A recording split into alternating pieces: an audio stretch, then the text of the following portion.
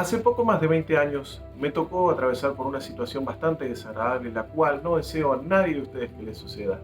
Y fue lo siguiente: en el lugar donde yo trabajaba, de alguna forma lograron entrometerse 5 delincuentes y a punta de pistola sometieron a más de 30 trabajadores, que éramos nosotros, y nos redujeron, nos tuvieron secuestrados por más de 2 horas, casi 2 horas y media.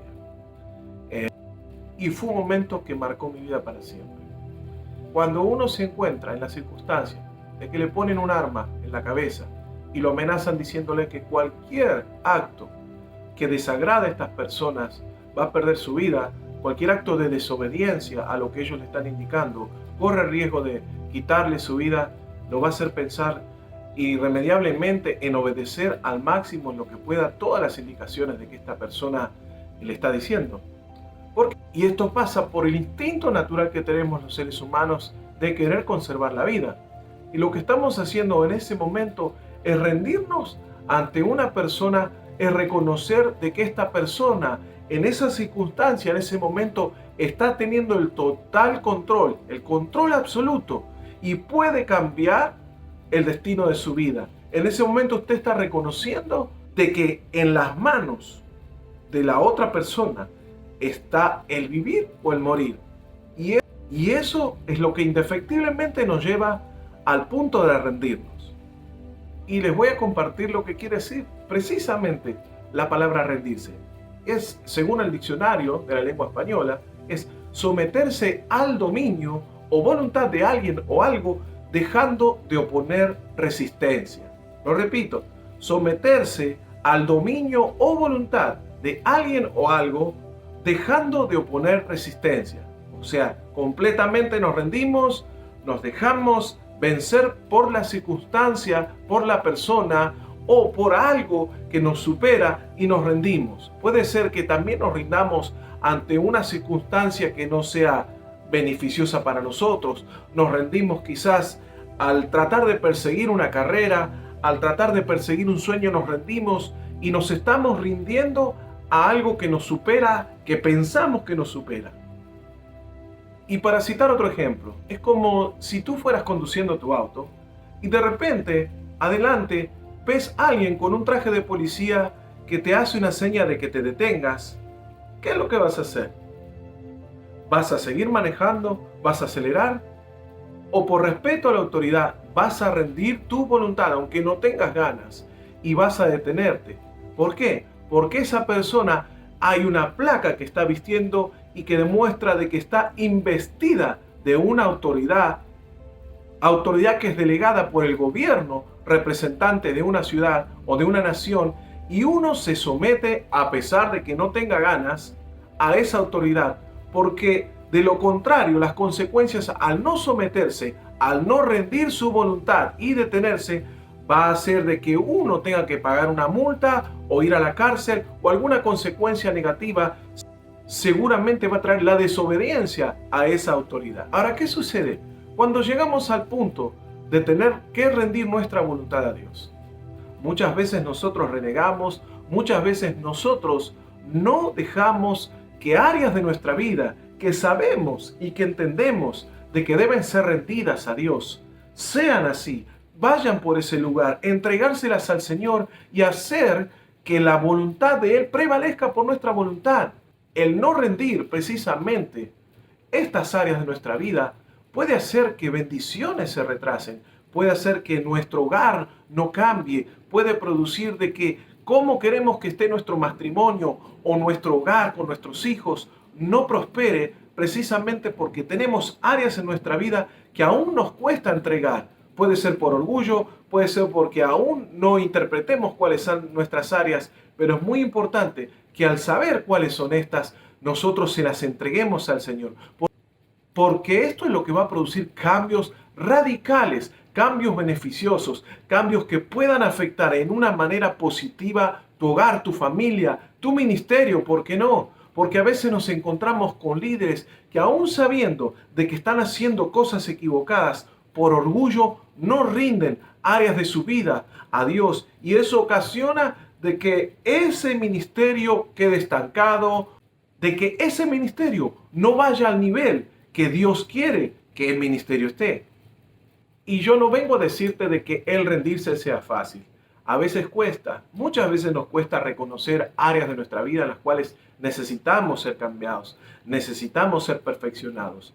Pero indudablemente, si nosotros deseamos y anhelamos con todo nuestro corazón que nos vaya mejor en la vida, que tengamos éxito en cosas que aún no hemos logrado triunfar, debemos entregarle toda y cada una de estas áreas al Señor para que se puedan producir esos cambios y para que podamos ver cómo su gloria se manifiesta en nosotros.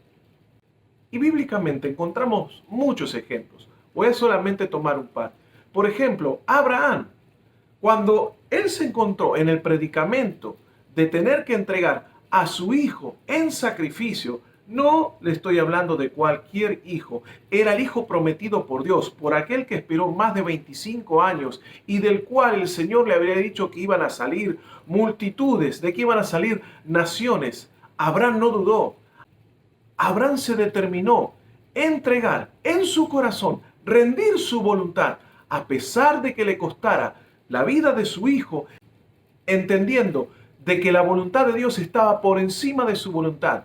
Y al momento de llegar a ese lugar del sacrificio, cuando Abraham no tenía un animal para entregar, cuando puso a su hijo en el altar y a punto de darle con esa daga y matarlo, un ángel del cielo le dijo a Abraham: no mates a tu hijo. ¿Por qué? Porque Abraham había rendido su voluntad completamente, y eso es algo que Dios no se olvida, y eso es algo que Dios valora, y eso es algo que Dios lo tiene por bueno. Y para cerrar les voy a dejar el último ejemplo, y nada menos que del Señor Jesucristo, aquel que fue 100% Dios y 100% hombre, sin el cual nosotros no tendríamos salvación, sin el cual nosotros no tendríamos vida eterna. Y él mismo se encontró ante una decisión bien difícil. Antes de morir, unas horas antes, él fue a orar y se fue al monte de Getsemaní, que también se lo conoce como el monte de los olivos. Y Jesús llega, y vamos a ver el relato que nos narra San Marcos 14, y en el verso 32 dice así: vinieron pues a un lugar que se llama Getsemaní, y dijo a sus discípulos: sentaos aquí, entre tanto que yo oro. Verso 33. Tomó consigo a Pedro, Jacobo y a Juan, y comenzó a entristecerse y a angustiarse. Y les dijo: mi alma está muy triste hasta la muerte. Quedaos aquí y velad. O sea, yo estoy triste hasta la muerte. Ustedes quédense aquí y presten atención, les está diciendo el Señor. Verso 35. Yéndose un poco adelante, se postró en tierra, oró que si fuese posible pasase de aquella hora. Verso 36. Y decía: Abba Padre, todas las cosas son posibles para ti. Aparta de mí esta copa, mas no lo que yo quiero, sino lo que tú. Vino luego y después los halló durmiendo y dijo a Pedro: Simón, ¿duermes? ¿No has podido velar una hora? ¿No has podido estar atento una hora para acompañarme, para estar conmigo en mi momento más difícil? En otras palabras, verso 38, velad y orad para que no entréis en tentación. El espíritu a la verdad está dispuesto, pero la carne es débil. Otra vez fue y oró, diciendo las mismas palabras. Qué importante que es esto. Acá el Señor nos deja una gran lección. Él mismo dijo que su alma estaba triste hasta la muerte, y que si pudiera Dios, su Padre, nuestro Padre, pudiera pasar esa copa. ¿Cuál copa? La que iba de beber él y la que iban de beber los apóstoles, que era la copa de la muerte. Si pudiera, que la pasara. Pero que no se haga mi voluntad, sino la tuya. El Señor, con todo lo que él tenía, con el poder que cargaba, con la unción que él poseía, tuvo que morir, y tuvo que morir a su voluntad. No les estoy hablando de la muerte física, sí murió físicamente, pero les digo, tuvo que morir a su voluntad. Entonces ahora te pregunto y me pregunto, ¿qué tan grandes somos nosotros para no dejar de hacer muchas veces nuestra voluntad, para no rendirnos y hacer la voluntad de Dios?